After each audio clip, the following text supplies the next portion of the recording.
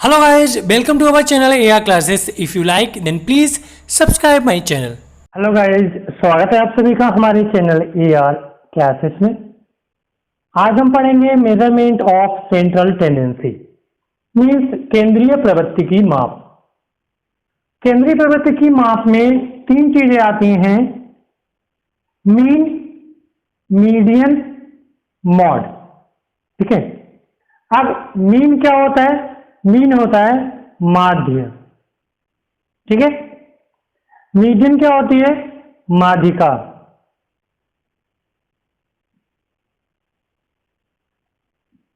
Okay. Mod क्या होता है? बहुलक।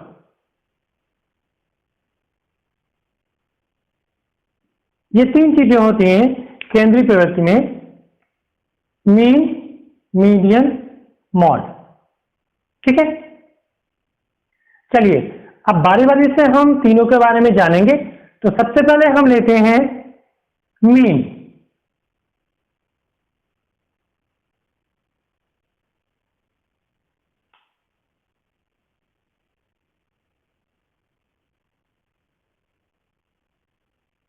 मीन मतलब हिंदी में बोलते हैं इसे माध्य। अर्थमेटिक मीन भी बोल सकते हैं, समांतर माध्य जैसे होता है, आपने अर्थमेटिक प्रोग्रेशन में पढ़ा होगा। चलिए, मीन दो तरीके से निकाला जाता है। पहला अनग्रुप्ड डाटा और दूसरा grouped data. Data two types का होता है, जैसे पहला हो गया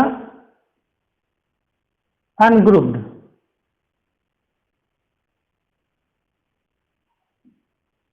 अनग्रुप डाटा का मतलब होता है ऐसे ही इरेगुलर पड़ा हुआ डाटा जो ग्रुपिंग ना हो जिसकी, जैसे अनग्रुप डाटा हो गया जैसे 2, 4, 6, 8, 9, 10, 1, 0, 12 एक्सेट्रा। ये है ungrouped data.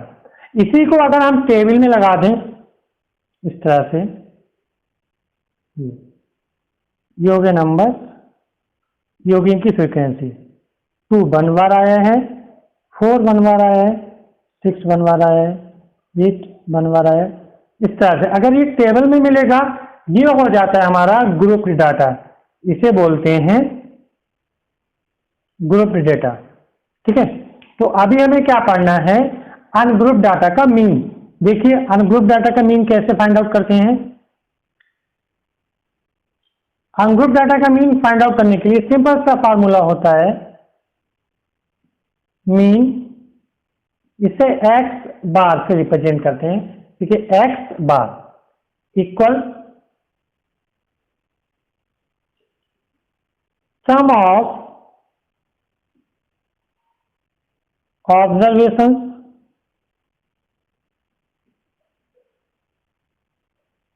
Upon total number of observation.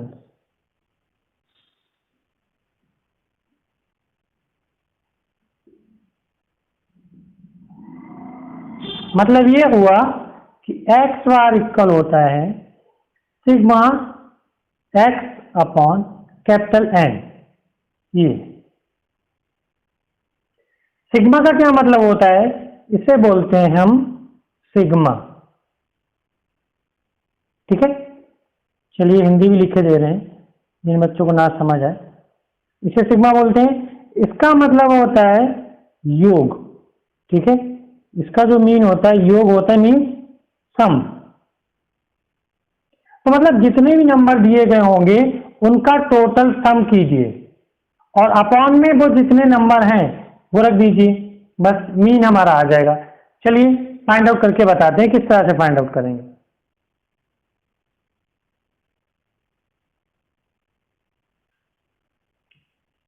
जैसे है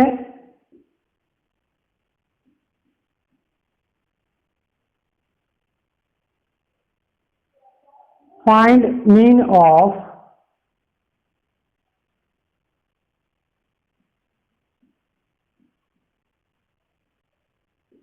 दिस। ठीक है। इसका मीन आपको फाइंड आउट करना है। किस तरह से करेंगे? चलिए देख लेते हैं। तो आपको लिखना है mean X bar equal sigma X upon capital N. X bar equal sigma X का मतलब इन सभी का योग 4 plus 3 plus 0 plus 1 plus 10 plus 5 upon, अब ये है कितने काउंट कर लीजिए 1 2 3 4 5 6, ये है 6, तो 6 से डिवाइड हो जाएगा इस तरह से। ठीक है, इन्हें जोड़ लीजिए कितना आएगा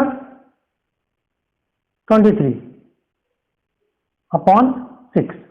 अब 6 का इसमें डिवाइड कर दीजिए, देखिए डेसिमल में आएगा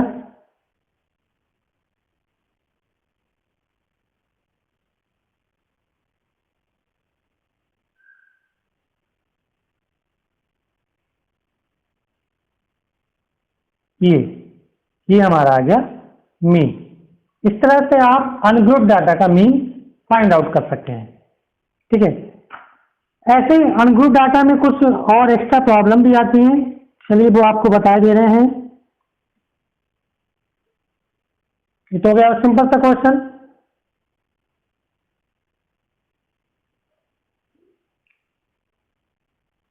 जैसे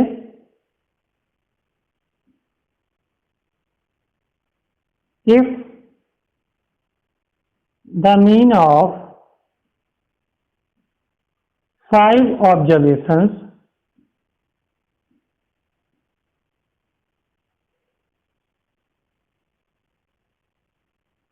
x, x plus 2, x plus 4,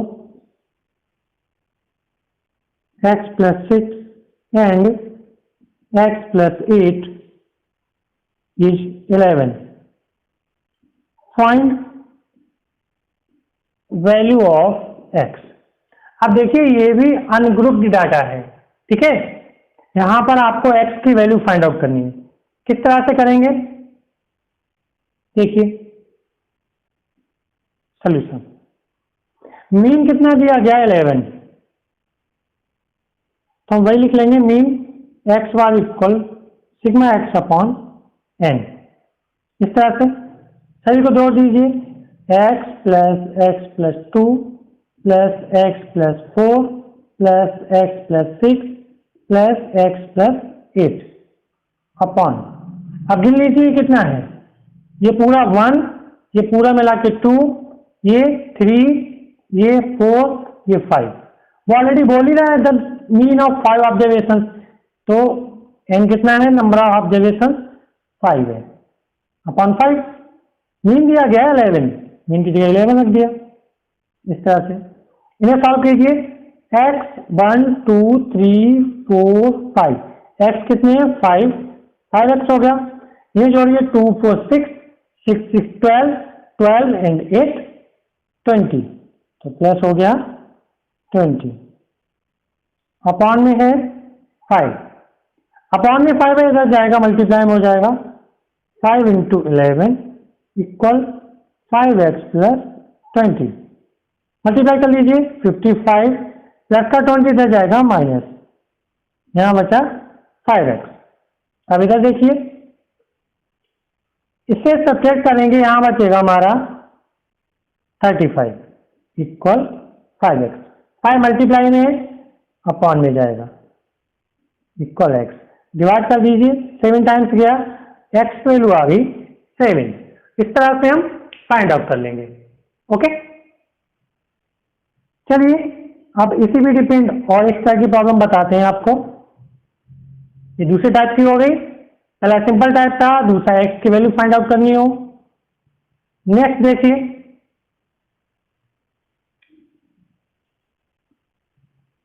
अगला क्वेश्चन है, if the mean of 25 observations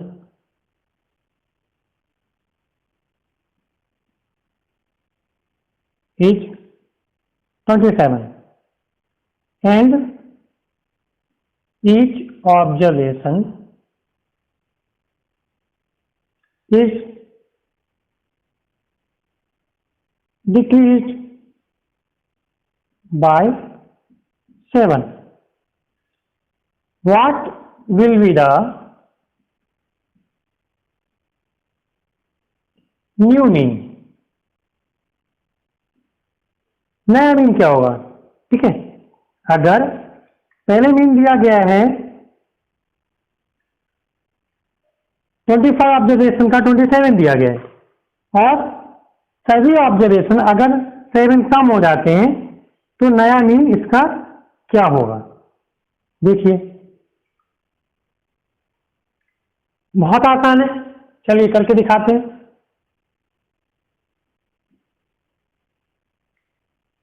ये मीन दिया गया है 25 ऑब्जर्वेशन का, तो मीन एक्स बार इक्वल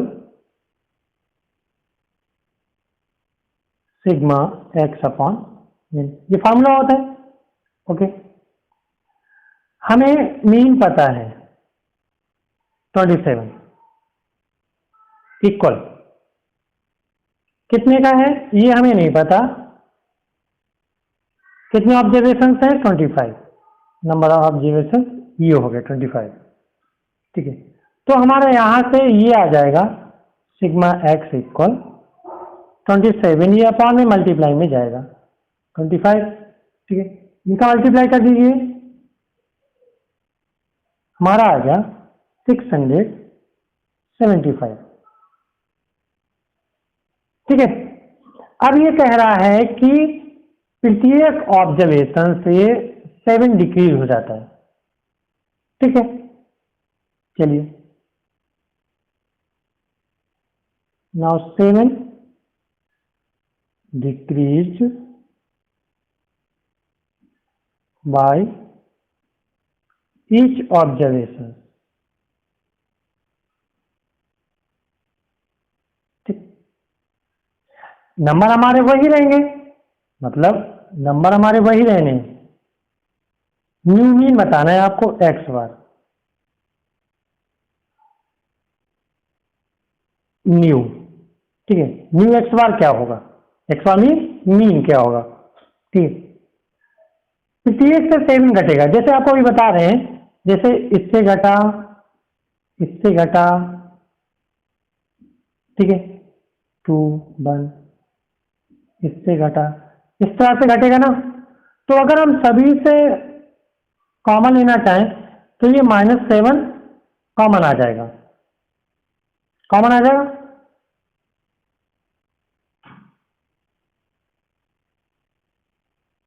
और कितने टाइम आएगा? 25 टाइम। क्यों? क्योंकि हमारे ऑब्जर्वेशंस कितने हैं? 25 हैं। चलिए फिर से समझाते हैं, मतलब पहला ऑब्जर्वेशन अगर x1 है, वो भी 7 कम होगा, प्लस हम करते हैं। दूसरा ऑब्जर्वेशन हमारा x2 है, वो भी 7 कम होगा, प्लस तीसरा ऑब्जर्वेशन हमारा ये है, इससे 7 कम हो गया। ऐसे ही डॉट डॉट डॉट लास्ट में कहां तक? 25 तक है, ये 7 कम हो गया है ना, अपॉन, और हमारा जो नंबर ऑफ ऑब्जर्वेशन है वो कितने रहने हैं? वो हमारे वही रहने हैं 25। ठीक है, अब देखिए सभी से -7 कॉमन ले लिया है, तो ये बचेगा x1 plus x2 plus x3 dot dot dot plus x25, ये माइनस, और ये कितने टाइम्स जाएगा? -7 इंटू 25, तो अपॉन यह 25। ये हमारा कितना आया? ये हमारा आया है 675, 675 माइनस, इससे घटा दीजिए मल्टीप्लाई करके,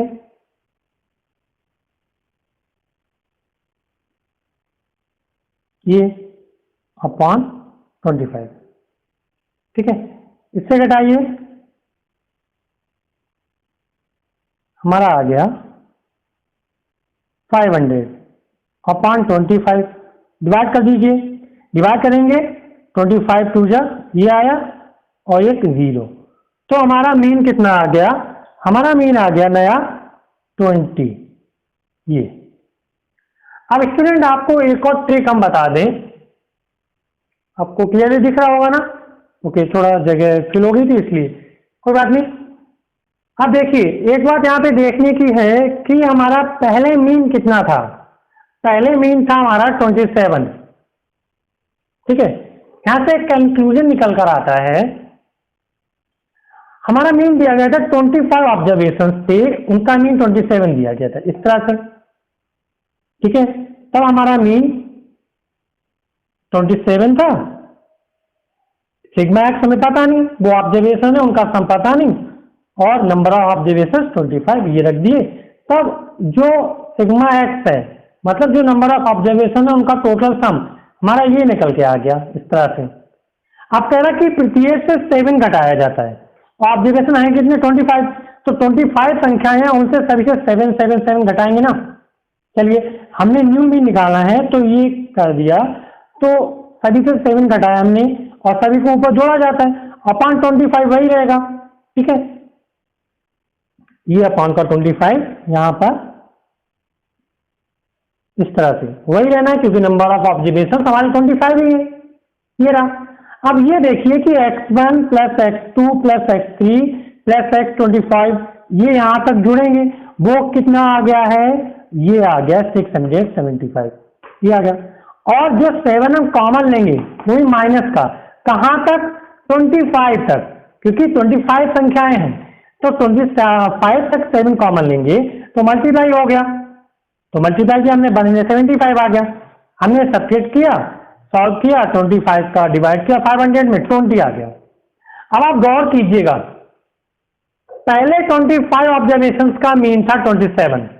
अगर हम सभी संख्याओं से जो 25 ऑब्जर्वेशन से 7 घटाते हैं तो हमारा मीन भी कम होके रह जाता है 20 मीन, इससे कितना कम हो गया?